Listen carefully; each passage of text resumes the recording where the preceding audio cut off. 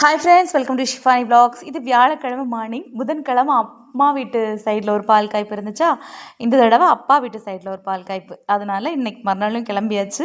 ஆளாளுக்கு ஃபோன் போட்டு உடம்பா இல்லை வேறு எதுவுமா, நேற்று தான் 4 மணிக்கு எழுந்திரிச்சா மறுபடியும் 4 மணிக்கு எழுந்திரிச்சு கிளம்பிட்டா அப்படின்னாங்க. பட் வேறு வழியில் நம்ம போய் தானே ஆகணும் அப்படின்றதுனால கிளம்பியாச்சு. என்னோடய அக்கா ஒருத்தவங்க வீரபாண்டியப்பட்டினத்தில் இருக்காங்க, அவங்க ஃபேமிலியோடு வந்திருந்தாங்க. அப்புறமா நாங்களும் ஃபேமிலியோடு சேர்ந்து இப்போ கிளம்புனோம்.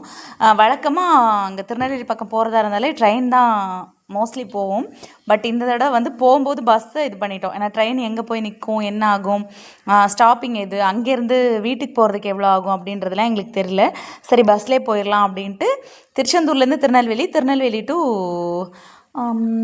அம்பாசமுத்திரம் அங்கே தான் போனோம். போனதுமே சாப்பிட்டாச்சு. காலையில் பொங்கல் தான் செஞ்சுருந்தாங்க, பொங்கல், கேசரி, சாம்பார், சட்னி சாப்பிட்டு முடிச்சுட்டு மத்தியானம் சாப்பாடெல்லாம் சாப்பிட்டுட்டு அங்கே ஃபேமிலியோட கொஞ்ச நேரம் டைம் ஸ்பெண்ட் பண்ணிவிட்டு ஈவினிங் ரிட்டன் வரும்போது நாங்கள் வந்து ட்ரெயினில் வந்துட்டோம்.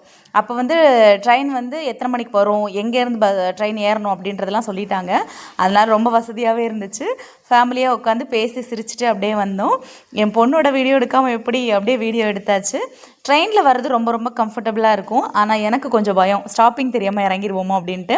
இதுலேயும் ஒரு சில ஃபோட்டோஸ் அட்டாச் பண்ணியிருக்கேன். இது வந்து என் அக்காவோட பொண்ணு, இது அக்காவோட இன்னொரு பொண்ணு, இது என்னோட பொண்ணு.